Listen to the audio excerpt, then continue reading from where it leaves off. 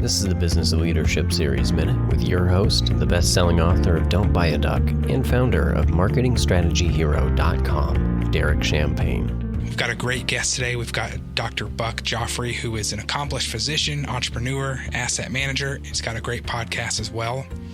And he is passionate about talking about wealth formula, and he hosts a popular wealth formula podcast. He actually went from being broke to actually having a investment of 8-figure net worth.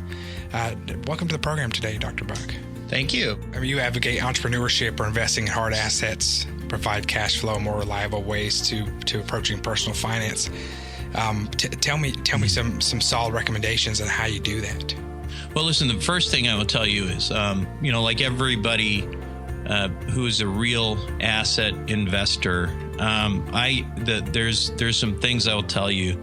First, I only invest in things that I understand and that people need. So obviously that brings, apartment buildings and real estate in general. That keeps it in play. So I'm heavy into real estate. Now, I also keep in mind Maslow's hierarchy of needs.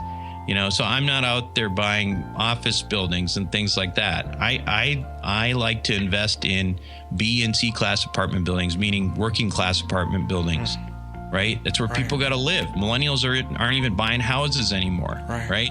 So I like to also invest in, I also keep some money in precious metals. Why? Because an ounce of gold today might buy you a fancy suit. And an ounce of gold in Roman times would buy you a fancy toga. That's why.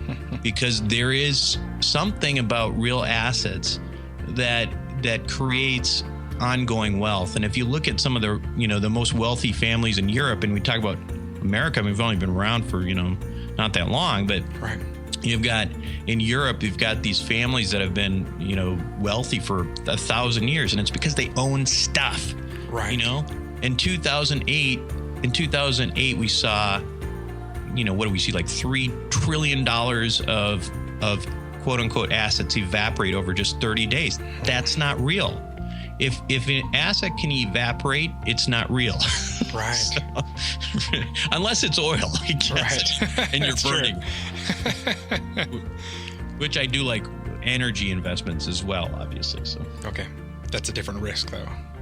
Yeah, it is and it isn't. I also like, to invest in things that are tax advantageous, So at any rate, things that I understand, things that people need, they need to live somewhere, they need energy.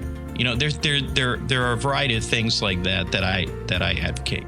Hey, it's Derek Champagne. If your business right now during this crisis is concerned about your revenue streams, your existing customers, new opportunities, I want to encourage you to go to crisismarketingtoolkit.com.